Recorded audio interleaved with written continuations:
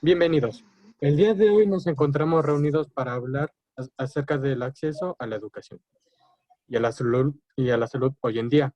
Para discutir sobre el tema, encontramos estos servidores: Omar Telles, Diego León, Karen López, Alfredo Arroyo y su servidor, Luis Hernández. También se le aplicó una pequeña encuesta a dos funcionarios, respectivamente, que se refiere al área de la salud y uno del área educativa.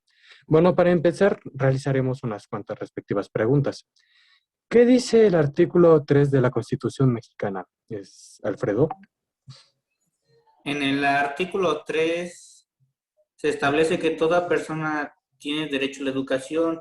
El Estado, Federación, Estados, Ciudad de México y municipios impartirá y garantizará la educación inicial, preescolar, primaria, secundaria, media superior y superior.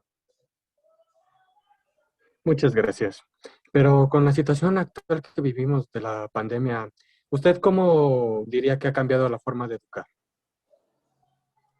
Al estar las escuelas cerradas para prevenir el contagio y tener que buscar una forma de continuar con los estudios, los maestros y maestras han tenido que cambiar sus clases presenciales a una modalidad en línea. Muchas gracias.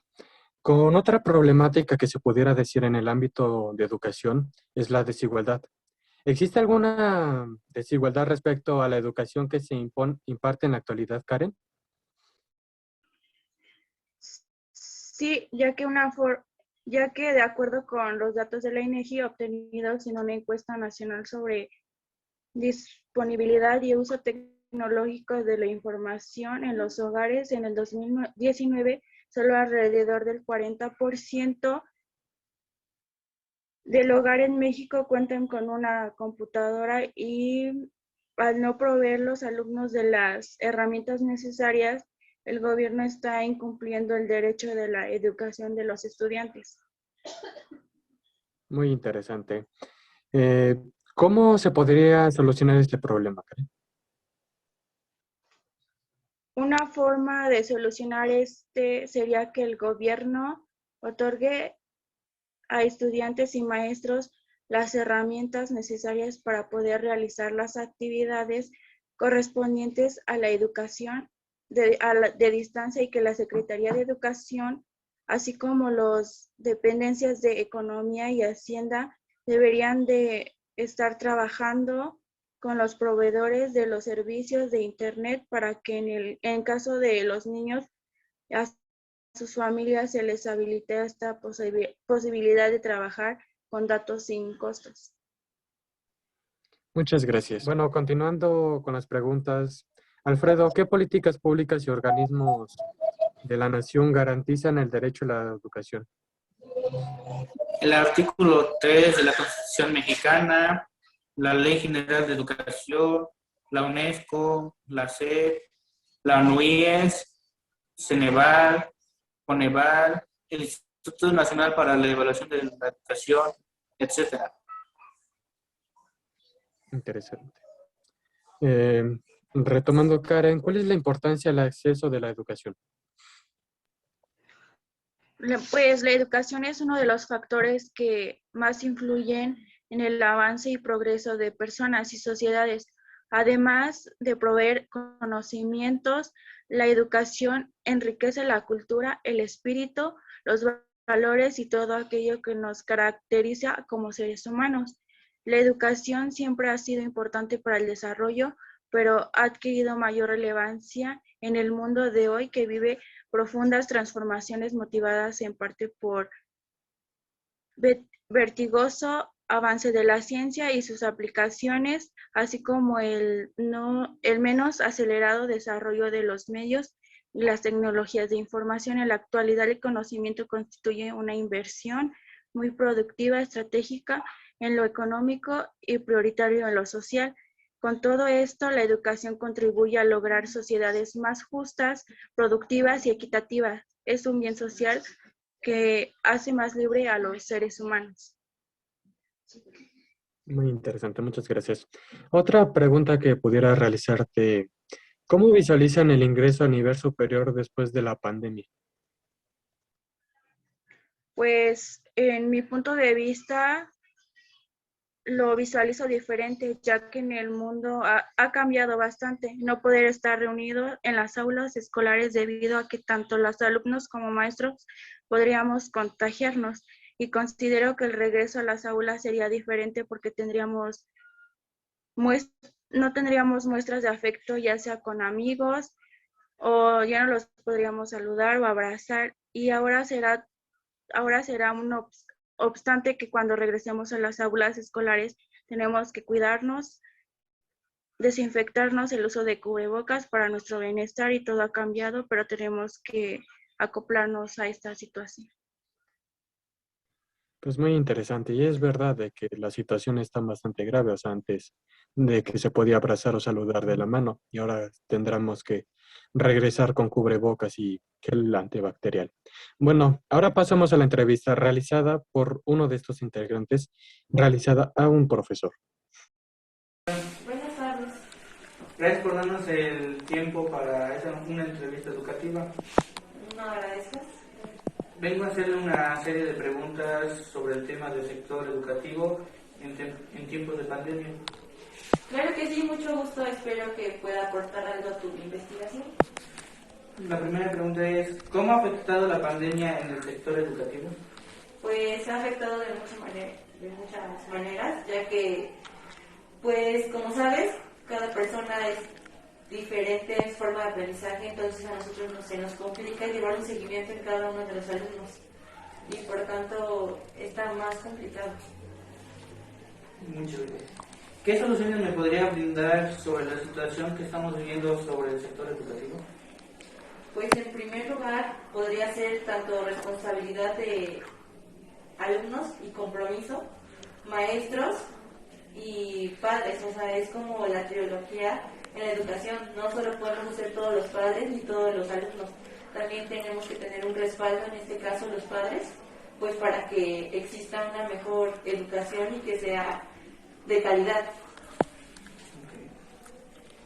¿Cómo se prepara para dar una clase en línea? Pues en primer lugar, tenemos que buscar que la clase no sea aburrida y que llame la atención, debido a que, como ya te lo mencioné, cada quien tiene diferentes canales de aprendizaje y por tanto tenemos que buscar algo neutro para todos, para que presten atención y verificar si realmente están comprendiendo los temas o no, y pues investigar y trabajos que no sean complicados, al igual que el resolver dudas al final, el decirles, poner, no sé, quizá clases de regularización o cosas por el estilo.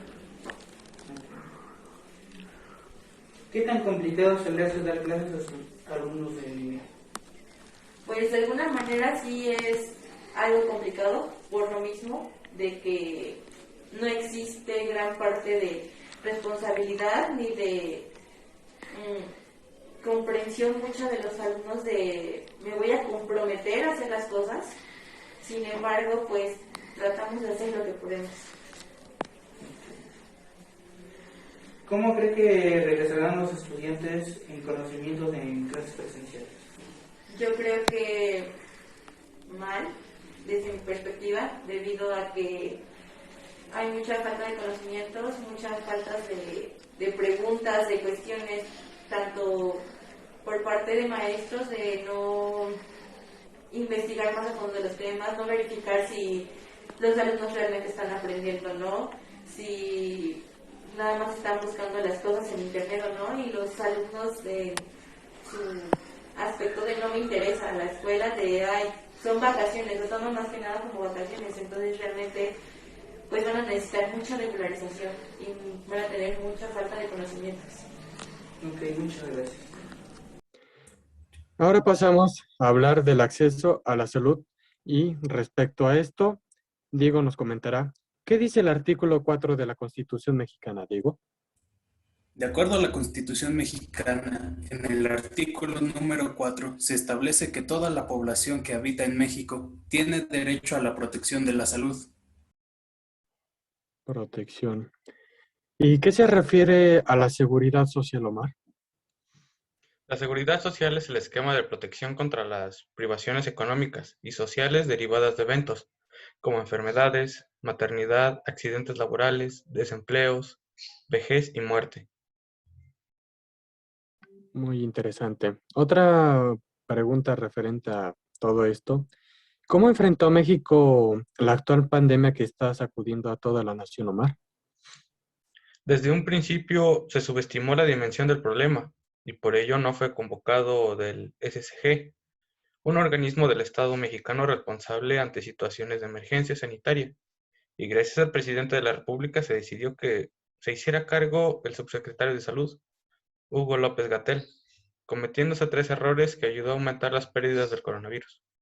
El primero es no haber hecho las pruebas que se necesitan para detectar pacientes asintomáticos que dispersen la enfermedad. El segundo error fue el uso politizado del cubrebocas y el tercer error grave es pensar que teniendo camas disponibles en hospitales se tiene controlada la pandemia.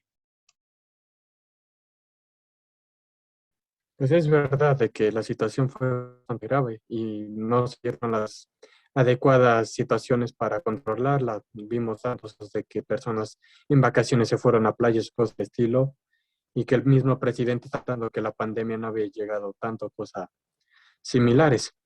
Bueno, ya hay referente vacunas, pero siendo México una gran nación, pero de tercer mundo, ¿qué desafío presentan?